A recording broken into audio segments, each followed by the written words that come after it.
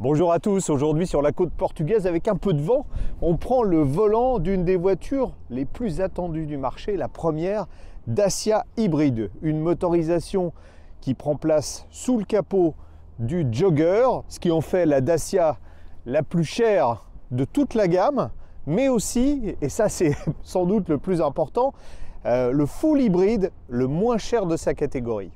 Le Jogger on le connaît, il n'a pas beaucoup changé d'ailleurs, si ce n'est, vous avez vu, le nouveau logo Dacia qui apparaîtra sur tous les modèles. Pour faire simple, c'est l'avant d'une Sandero, tout ça marié avec un arrière de break qui fait un petit peu penser, allez je vais le dire, un break Volvo, 4,55 m de long, une habitabilité réellement record compte tenu de son encombrement sur cette version hybride. Pas beaucoup de changements par rapport au modèle thermique, si ce n'est un petit autocollant à l'arrière. Ce qui change vraiment, c'est ce qu'il y a sous le capot. On retrouve en effet une mécanique qui est devenue presque commune chez Renault. Il s'agit de la motorisation hybride TCE E-Tech 140 chevaux qu'on retrouve en particulier sur le Captur ou la Clio et qui marie alors un moteur thermique 1,6 litre essence évidemment à deux moteurs électriques, un alterno démarreur, on va dire ça comme ça, et un moteur électrique de traction.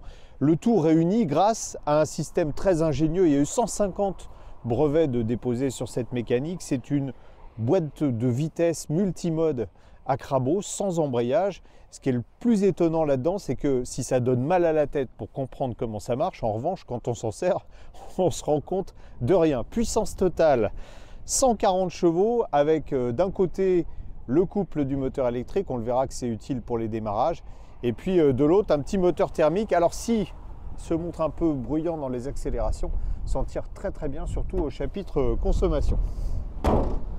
Malgré l'hybridation, la taille du coffre reste conséquente, 712 litres. On a encore d'ailleurs 160 litres quand les sièges arrière sont dépliés, parce que vous voyez on a une version 7 places. Pourquoi? Parce que la petite batterie 1,2 kWh prend place sous le plancher du coffre, ce qui supprime évidemment la roue de secours. L'espace arrière demeure super généreux pour transporter 3 adultes installés sur une banquette large et confortable, il faut le signaler quand même. À l'avant, ça a évolué, principalement au niveau de la planche de bord. On conserve alors le bandeau, moi en tissu, que je trouve super, et puis on a, vous voyez, on découvre ici un écran tactile 8 pouces sur cette version hybride, et face au conducteur une instrumentation numérique. Bon, c'est simple, hein, c'est simple, mais on a quelques informations en particulier sur le fonctionnement hybride là qu'on peut afficher. Vous voyez, je vous ferai voir tout à l'heure comment ça marche. Sinon, la présentation générale est simple, mais visuellement agréable. La qualité des matériaux, en revanche, et c'est une première pour Dacia, est un peu en dessous de ce qu'on est en droit d'attendre, il faut dire, pour un véhicule qui dépasse les 25 000 €. L'équipement sur cette version Expression est tout à fait correct, en particulier ici avec une climatisation automatique. La grosse nouveauté, et c'est rien de le dire, parce que ça supprime en même temps le principal défaut du Jogger, qui était un sélecteur de vitesse avec un débattement trop important, c'est ça. C'est une boîte, entre guillemets, automatique. Côté aspect pratique, je trouve un peu dommage que le logement pour poser un smartphone soit pas assez profond ou pas assez large, voire pas assez haut. Il est très agréable à conduire, ce Jogger hybride. D'abord, il est confortable. Voilà, un petit ralentisseur pour tester la suspension. Peut-être un chouille moins souple que sur les versions thermiques. Il faut dire que la voiture est plus lourde, mais on a quand même conservé des roues d'un diamètre tout à fait respectable, 16 pouces. Ça préserve du confort avec des flancs assez hauts. Et puis surtout, ce confort, il est dû à la réactivité instantanée de la mécanique. Le moteur électrique avec 205 Nm de couple répond dès que vous appuyez sur l'accélérateur. C'est très agréable en conduite coulée. Bon, on verra un peu plus tard ce que ça donne quand on accélère un peu plus. Le petit graphique pour indiquer quel moteur fonctionne est vraiment tout petit. Là, on est en électrique, on l'a bien compris. D'ailleurs, tiens, je vais essayer de vous faire entendre. Bon, je ne sais pas si c'est possible, hein. On a le petit son propre au véhicule électrique. Si j'accélère un peu plus et que je demande de la puissance, on a le moteur thermique qui va se mettre en route. Alors là, c'est le cas de figure presque le plus défavorable.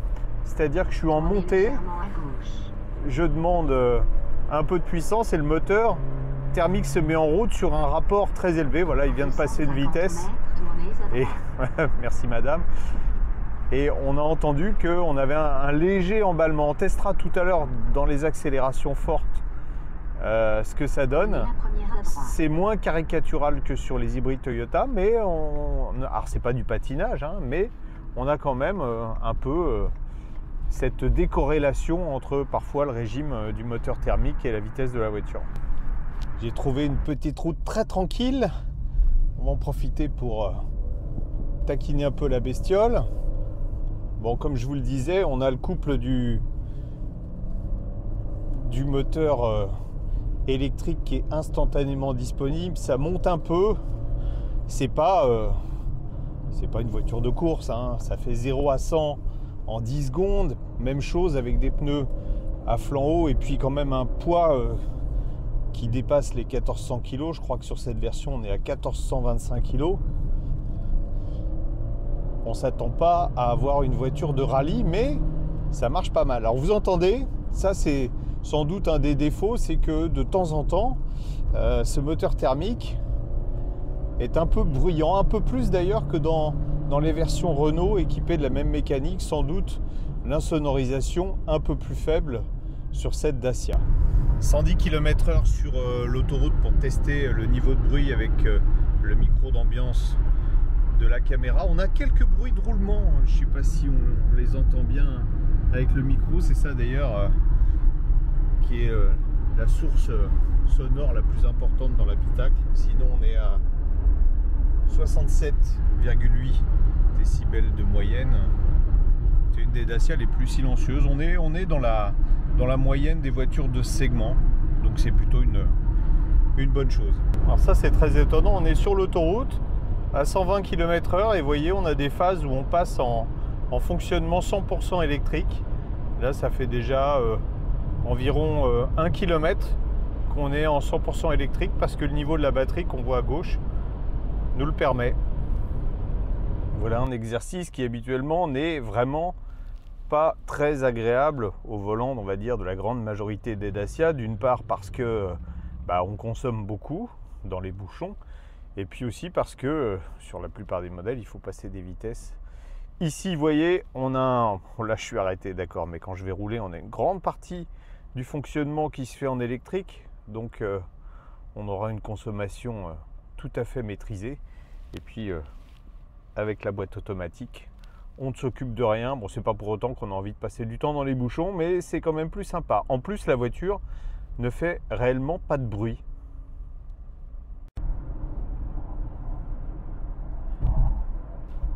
On va profiter d'une des plus belles vues de Lisbonne pour faire un point sur la consommation. On a tout juste fait 100 km. Vous voyez, on a une consommation de 4,6 litres au 100.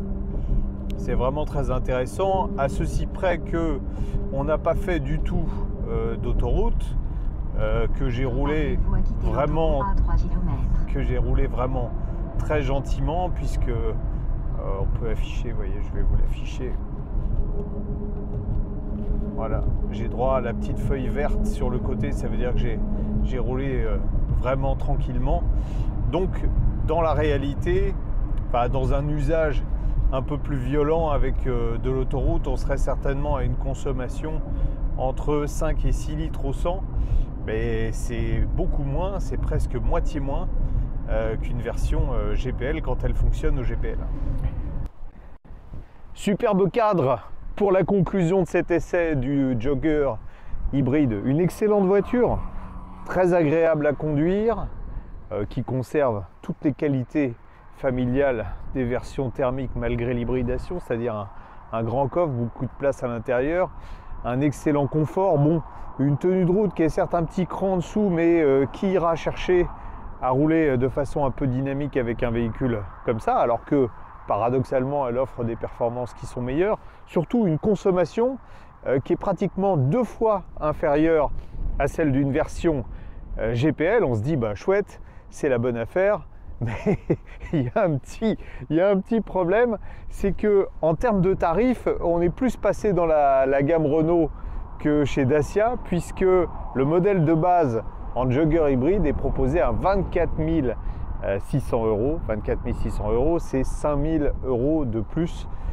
qu'une version GPL. Certes, vous allez me dire, là j'ai un tableau de bord qui est un petit peu mieux, j'ai une boîte automatique, mais est-ce qu'on pourra rentabiliser ce surcoût? Rien n'est moins sûr.